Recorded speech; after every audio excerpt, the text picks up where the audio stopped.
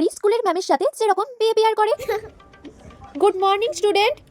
আবারও চলে এসেছে সকাল সকাল স্টুডেন্টদের মাথা খেতে। সৃজা কিছু বললে? না না ম্যাম, কিছু না। Good morning ma'am. Roll number 50। Srija, তুমি কি তোমার রোল নাম্বারটা ভুলে গেছো নাকি? ম্যাম, আপনি তো দেখতেই পেয়েছিলেন আমি এসেছি, তাহলে আবার রোল নাম্বার ডাকার কি দরকার? সৃজা, তুমি ক্লাসে লিপস্টিক ইউজ করছো?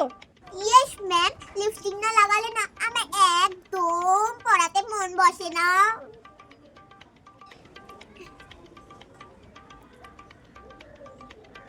সৃজা, আমি পড়াচ্ছি আর তুমি জানলা দিয়ে কার সঙ্গে কথা বলছো?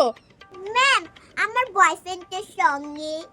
ম্যাম, আমি যতক্ষণ স্কুলে থাকি ততক্ষণ ও আমাদের ওই বাইরের জানলার ধারটা আছে না, ওখানটায় আমার জন্য ওয়েট করে। মাঝে মাঝে ওর সঙ্গে একটু কথা না বললে ও তো বোরিং ফিল হবে, বলুন। টুকু মেয়ে, আর তোমারও বয়ফ্রেন্ড আছে? ম্যাম, আজকাল আর সবারই বয়ফ্রেন্ড আছে, তাই আমারও বয়ফ্রেন্ড আছে। সৃজা, তুমি ক্লাসরুমে চশমা পরে বসে আছো?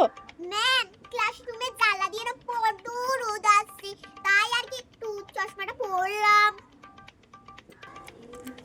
সৃজা, তুমি ক্লাসে জোয়ান খাচ্ছো?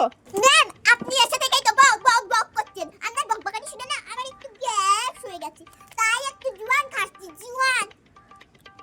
এত বড় অপমান আমাকে! কাল তোমার বাবাকে বলবে অফিসে আমার সঙ্গে এসে দেখা করতে।